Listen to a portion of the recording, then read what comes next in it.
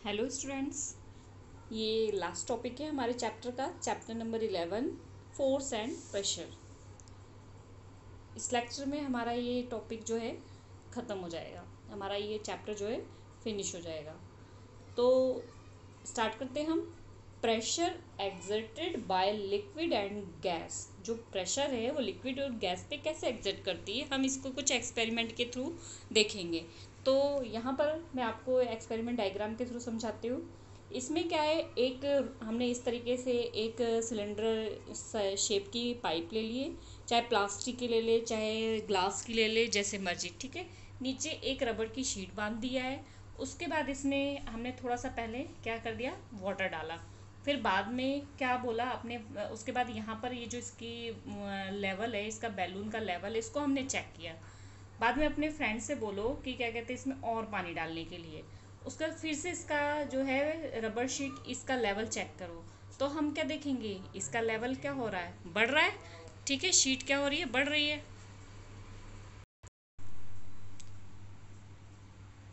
तो यहाँ पर हमने क्या देखा कि पहले जो लिक्विड था उसने एयर पे प्रेशर डाला, जिसकी वजह से ये शीट क्या हुई, तो थोड़ी सी क्या हुई, फूल गई। इसी तरीके से जब हमने लिक्विड और डाला तो उस पर फिर गैस पे उस पर प्रेशर डाला, और उसने फिर से जो ये बैलून की वॉल है उसके ऊपर प्रेशर डाला, और ये फिर से अपनी जगह पे क्या हो गई, फूल गई। तो इससे हमें पता लग गया कि क्या कहते हैं, हमने क्या बोला कि जो यहाँ पर मीन्स लिक्विड जो है जिस भी कंटेनर में जाता है वो उसके वॉल्स पे क्या कर रहा है, प्रेशर डाल रहा है। ये तो बहुत हार्ड है, इसलिए इस पे प्रेशर हमें पता नहीं लगा। लेकिन जो हमने यहाँ पर रबड़ की शीट लगाई, इस पे प्रेशर हमें क्या हो रहा है, पूरी तरीके से पता लग रहा है। इसी तरीके से नेक्स्ट एक्सपेरिमेंट है हमारा, ये भी मैं आपको डायग्राम के थ्रू बताती हूँ। नेक्स्ट एक्सपेरिमेंट है ये, हमने एक बॉटल ले ली, ठीक है। वहाँ पर एक पाइप को थोड़ा सा गर्म किया, गर्म करके यहाँ पर फटाक से फिट कर दिया। फिट करने के बाद आसपास अगर पानी रिस रहा है, अगर निकल रहा है, तो हमने क्या करना है, यहाँ पे मोम से उसके एरिए को कवर कर देना है, ताकि पानी बिल्कुल भी बाहर ना निकले। उसके बाद यहाँ पर जो हमने पाइप लगाई थी उसमें क्या कर दिया, बैलून लगा दिया। बैलून लगाने के बाद हम क्या करेंगे, इसके अंदर पानी फिल करेंगे। जैसे जैसे हम इसके अंदर वाटर फिल करेंगे वैसे ये बैलून का साइज क्या होता जाएगा, बढ़ता जाएगा। इससे हमें क्या लग रहा है, पता लग रहा है कि इसमें जो थी एयर थी बैलून में, यहाँ से वाटर गया, वाटर ने क्या किया, जहाँ भी जिस भी वो पॉट में है वो उसके ऊपर क्या कर रहे हैं, प्रेशर डाल रहे हैं। ठीक है। अब एक लास्ट एक्सपेरिमेंट है इसमें कि जो यहाँ पर एक एक्सपेरिमेंट हमारा आ जाता है कि एक बॉटल ले लिया, ठीक है, एक मिनट, एक यहाँ पे प्लास्टिक की क्या कर ली, बॉटल ले ली।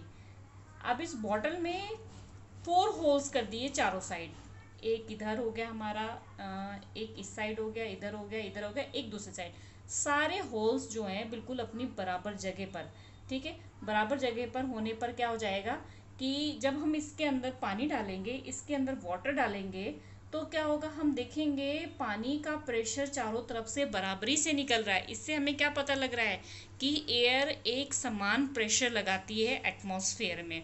आपने फव्वारों को देखा होगा ना कि किस तरीके से फाउंटेन में प्रेशर होता है। इस यही बूझो कह रहा है कि हाँ हाँ, मैंने भी ये देखा है जो कि प्रेशर वॉल पे कंटेनर पे लगता है। क्यों? क्योंकि उसने देखा है कि जो फाउंटेन्स होते हैं, जो वहाँ पे जो पानी होता है वो किस तरीके से होल से एक समान एक बराबर निकलता है। ठीक है। इसी तरीके से हमने देखा कि बैलून जो माउथ पे उसके लगा था उस वो भी क्या हो रहा था, फूल रहा था। तो यहाँ पे देखते हैं हम, do you recall what happen to the air in the bicycle tube. आपने बाईसाइकिल ट्यूब में देखा होगा कि जब उसकी हवा निकल जाती तो क्या हो जाता है, पंचर हो जाती है। ठीक है। आप तो इससे आपको ऑब्जर्व हो रहा होगा कि जो प्रेशर है वहाँ पर गैस का जो है उस पर प्रेशर रहता है, जिसकी वजह से वो टायर की ट्यूब जो है फूली रहती है, और जब प्रेशर निकल जाता है तो क्या हो जाती है, सिकुड़ जाती है। ठीक है। तो इसी तरीके से we find the gas to exert pressure on the wall of their container. हमने लिक्विड के तो 3 एक्सपेरिमेंट देखे थे, ठीक है। इसी तरीके से हम गैस का भी बोल सकते हैं कि गैस भी जो है किस हर जिस भी कंटेनर में रहती है उस वॉल पे क्या करती है, प्रेशर लगाती है।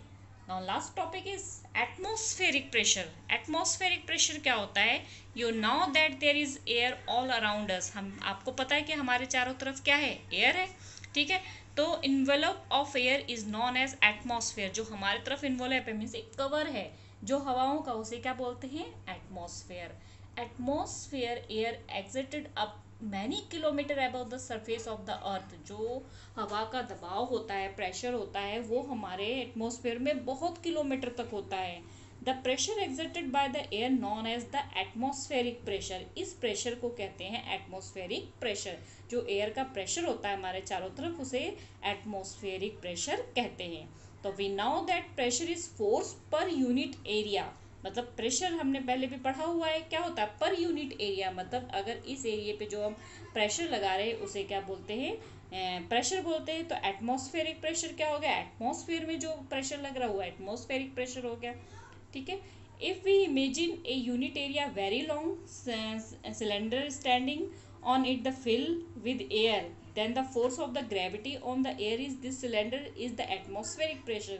तो हम इमेजिन कर सकते हैं कि यूनिट एरिया, मान लो एक सिलेंडर लेते हैं, उसके अंदर जो गैस फिल होती है, जो एयर फिल होती है, ठीक है, वो क्या होती है? ग्रेविटी की तरफ फोर्स लगाती है। इसे क्या बोलते हैं? Atmospheric pressure. तो आपने ये चीज़ बहुत बार बच्चों ने खेल के भी देखी होगी कि बहुत अच्छा एग्जाम्पल है रबड़ का। इस तरीके से ये जो रबड़ की शीट है, ये क्या होती है? ये इसमें क्या होता है? एक ऐसे मतलब जिसको शक्कर बोलते हैं, इसको लिया जाता है और जोर से ऐसे को जो प्लेन सरफेस होता है उस पर दबा दिया जाता है। दबाने के बाद उसको निकालना क्या हो जाता है? बहुत मुश्किल हो जाता है। क्यों मुश्किल हो जाता है? क्योंकि जो इसके अंदर एयर होती है उसने वॉल पे क्या कर देता है? वो प्रेशर लगा बना देता है, जिसको निकाल पाना हमारे लिए क्या हो जाता है? असंभव हो जाता है, जो इम्पॉसिबल हो जाता है। बहुत मुश्किल से फिर वो क्या होता है? निकलता है। तो मतलब हम कह सकते हैं the force due to the air in the column of the height of the atmosphere and area. मतलब जो एयर है वो उसकी हाइट और उसका जो एरिया है, मतलब लेंथ और ब्रेथ दोनों भी क्या होता है? प्रेशर का बराबर होता है। Is nearly equal to the force of the gravitation. Gravitation force के बराबर। अगर हम मान लेते किसी ऑब्जेक्ट का 225 किलोग्राम है तो उस पर फोर्स कितना लग रहा है? 2250, 2250 न्यूटन। न्यूटन मैंने आपको बताया था क्या होता है? फोर्स की यूनिट होती है। तो यही रीज़न है कि फोर्स जो है प्रेशर हमारी बॉडी पे लगाता है, और ये एटमॉस्फेरिक प्रेशर की वजह से हम अपने आप को एटमॉस्फेयर में बैलेंस रख सकते हैं। Did you know? अब ये प्रेशर की जो एक ओटो वॉन गुरिक, एक जर्मन के साइंटिस्ट थे, 17th सेंचुरी में इन्होंने इन्वेंट किया था एग्जैक्ट एयर प्रेशर का। उन्होंने क्या किया था? एक इस तरीके से दो पॉट ले लिए थे और हाफ ऐसे इस तरीके से, और दोनों को आपस में क्या कर दिया था? ज्वाइन कर दिया था। ठीक है। ज्वाइन करने के बाद उन्होंने इस साइड हॉर्स लगा दिए और इस साइड हॉर्स लगा दिए। ये जो हेमिस्फीयर था ये 51 सेंटीमीटर डायमीटर का था। ठीक है। तो मेटल का था ये, और इसको अच्छी तरीके से आपस में कर लिया। उसके बाद जो हॉर्स दोनों साइड लगा दिए, 8 हॉर्स इस साइड लगा दिया, 8 हॉर्स इस साइड लगा दिया, और उनको पुल करवाया। तो उनको बहुत मुश्किल हो गया इसको निकाल पाना। तो इससे भी सिद्ध हो गया कि जो एयर है उसका एग्जर्ट प्रेशर होता है। ठीक है। तो ये चैप्टर हमारा फिनिश होता है। नेक्स्ट लेक्चर में मिलते हैं नए चैप्टर के साथ। और चैनल को, मेरी वीडियो को लाइक करो, चैनल को सब्सक्राइब करो और बेल आइकन को दबाना मत भूलना।